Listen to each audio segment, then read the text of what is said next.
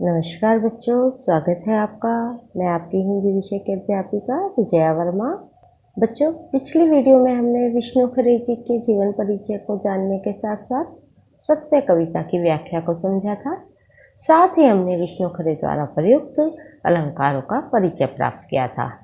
आज हम अपने इस वीडियो में जानेंगे कि विष्णु खरे जी की सत्य कविता में ये अलंकार किन पंक्तियों में प्रयुक्त हुए हैं। साथ ही आज हम इस वीडियो में परीक्षा उपयोगी वस्तुनिष्ठ प्रश्न की जानकारी भी प्राप्त करेंगे। अतः इस वीडियो को अंत तक अवश्य देखें, जिससे आपको परीक्षा की दृष्टि से लाभ मिल सके। बच्चों, हमने अपनी पिछली वीडियो के माध्यम से जाना था कि सत्य कविता के माध्यम से कवि विष्णु खरे जी ने महाभारत के पौराणिक पात्रों द्वारा सत्य का जीवन में क्या महत्व है इसे स्पष्ट किया है।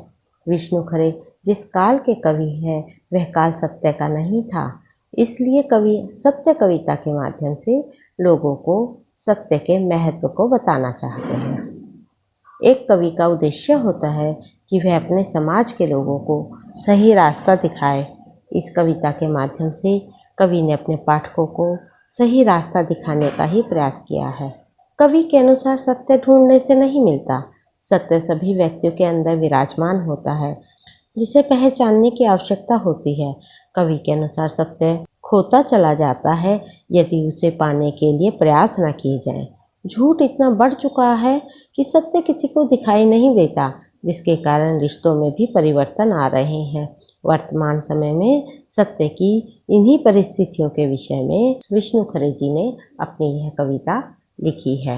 बेटा, इस कविता के विषय में और कुछ बातें जो आपको जान लेनी चाहिए वो है कि यह कविता छंद मुक्त है, इसमें शांत रस का प्रयोग किया गया है, साथ ही इसमें प्रसाद गुण है और इसकी भाषा सरल, सरस और खड़ी बोली है। आइए अब हम उन पंक्तियों को जानें जहाँ पर विष्णु खरे जी ने अलंकारों का प्रयोग किया है। सबसे पहले हम लेते हैं उदाहरण अलंकार। इसकी पहली पंक्ति देखिए, जैसे गुहारते हुए युधिष्ठिर के सामने से, जैसे धर्मराज के बार बार दुहाई देने पर। बेटे, इन दोनों पंक्तियों में जैसे शब्दों का प्रयोग करते हुए आगे उदाहरण दिया गया है, यानी यहाँ उदाहरण अलंकार है। इसी तरह अगली पंक्तियाँ देखिए, यदि हम किसी तरह युधिष्ठिर जैसा संकल्प पा जाते हैं, और अगली पंक्ति, और उसमें से उसी का हल्का सा प्रकाश जैसा आकार। यहाँ पर युधिष्ठिर जैसा, प्रकाश जैसा, इन शब्दों के माध्यम से उदाहरण अलंकार साफ दिखाई देता है। उदाहरण अलंकार क्या है या आगे भी मैं जो अलंकार आपको बताऊंगी वो क्या है, उनके विषय में जानने के लिए सभी बच्चे मेरी पिछली वीडियो देखें, जिसमें मैंने अलंकारों का आपको परिचय दिया गया है, जिन अलंकारों का प्रयोग विष्णु खरे जी ने अपनी कविता सत्य में किया है।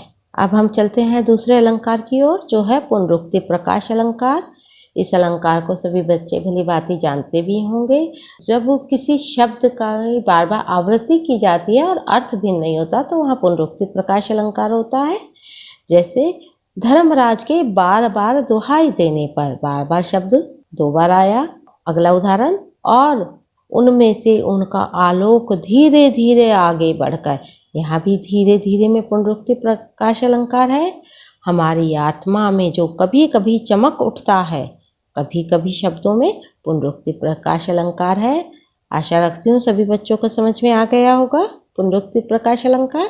अब अगला अलंकार देखिए बेटा, जिसका प्रयोग विष्णु खरे जी ने अपनी कविता सत्य में किया है, उपमा अलंकार। इसकी पहचान आपको याद होगी, आपने 10वीं कक्षा में इसे बहुत गहनता से किया था। अंतिम बार देखता सा लगता है वह हमें। यहाँ देखता सा, सी शब्दों का प्रयोग कौन से अलंकार में होता है? उपमा अलंकार में। अगला अलंकार है हमारा रूपक अलंकार। रूपक अलंकार बच्चों को याद होगा, जहाँ उपमेय और उपमान में कोई भेद नहीं रह जाता, वहाँ रूपक अलंकार होता है। हाँ, हमने उसके आकार से निकलता हुआ प्रकाश पुंज देखा था। यहाँ प्रकाश और पुंज अभेदीय हो गए हैं बेटा, इनमें कोई भेद नहीं बचा।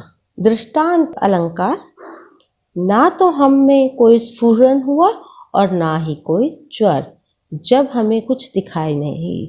अब दृष्टांत अलंकार क्या है, इसका स्पष्टीकरण भी मैं अपनी पिछली वीडियो में दे चुकी हूँ, उसे सभी बच्चे ध्यान से देखेंगे। उसका डिस्क्रिप्शन बॉक्स में मैंने लिंक भी दे दिया है। अगला अलंकार हमारा है संदेह अलंकार, जहाँ हमें संदेह होता है हम में विलीन हुए या हमसे होता हुआ आगे बढ़ गया। यहाँ पर संदेह उत्पन्न है, अतः यहाँ संदेह अलंकार है। अगला अलंकार विरोधाभास अलंकार, न पहचानने में पहचानते हुए। इन पंक्तियों में विरोधाभास है। विदुर ने धर्मराज को निर्निमेष देखा था अंतिम बार।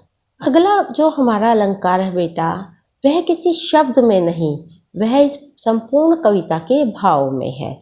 अगला अलंकार है मानवीकरण अलंकार। सत्य कविता में सत्य का ही मानवीकरण किया गया है, जो एक जड़ प्रवृत्ति है और उसमें इस कविता के माध्यम से सजीवता डाली गई है। अनुप्रास अलंकार, इससे आप सभी भली भांति परिचित भी हैं। इसका उपयोग देखिए इस कविता में। हाँ, हमने उसके आकार से निकलता वह प्रकाश पुंज देखा था। हाँ, हमने में हर वर्ण की आवृत्ति यानी अनुप्रास अलंकार। वह हम में विलीन हुआ या हमसे होता हुआ आगे बढ़ गया। यहाँ भी ह वर्ण की आवृत्ति यानी अनुप्रास अलंकार। इस प्रकार आप सभी को इन अलंकारों की पहचान भली भांति पता लग गई होगी। चलिए अब हम चलते हैं वस्तुनिष्ठ प्रश्नों की ओर। तो चलिए बेटा, पहला वस्तुनिष्ठ प्रश्न हम देखते हैं। सत्य कविता किस काल की कविता है? विकल्प 1 छायावाद, 2 मध्यकाल, 3 आधुनिक काल, 4 प्राचीन काल। बिल्कुल ठीक, इसका उत्तर है आधुनिक काल। वैसे भी बेटा जितने भी खड़ी बोली में लिखी गई कविताएं हैं वे सभी आधुनिक काल की हैं। अगला प्रश्न है कविता में प्रयुक्त हम कौन है? विकल्प 1 वे लोग जो झूठ बोलते हैं। विकल्प 2 वे लोग जो सच को जानना चाहते हैं। विकल्प 3 वे लोग जो अशिक्षित हैं। विकल्प 4 जिसने यह कविता लिखी है।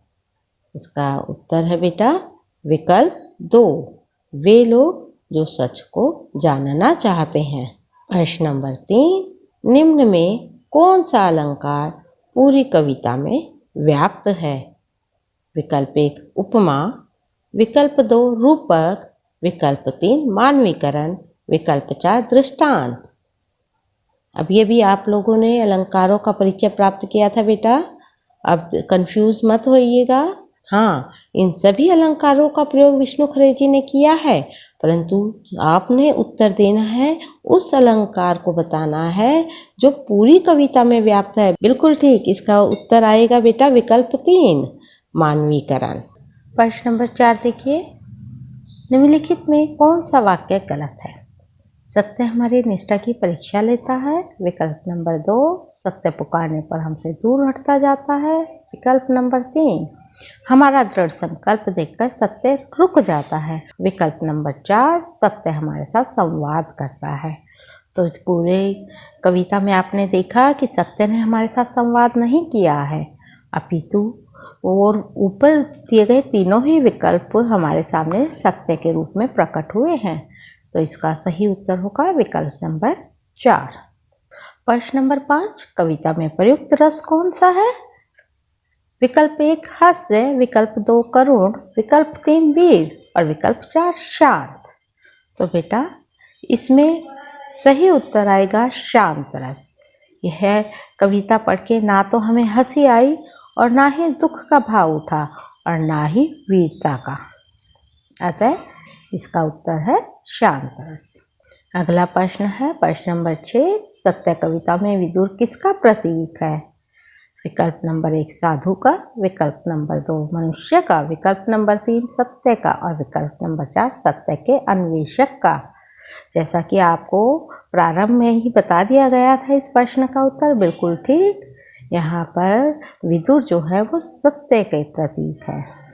प्रश्न नंबर 7 स्फुरन का अर्थ है ईर्ष्या, विकल्प नंबर 2 कपकपी, विकल्प नंबर 3 बुखार और विकल्प नंबर 4 भय।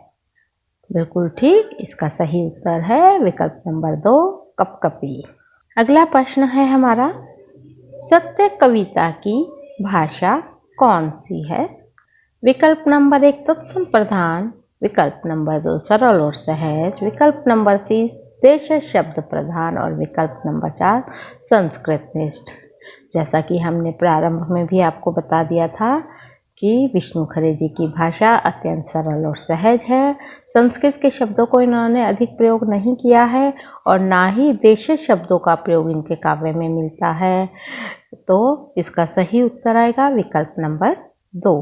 अगला प्रश्न देखिए बेटा, कवि के अनुसार सत्य की पहचान कैसे कर सकते हैं?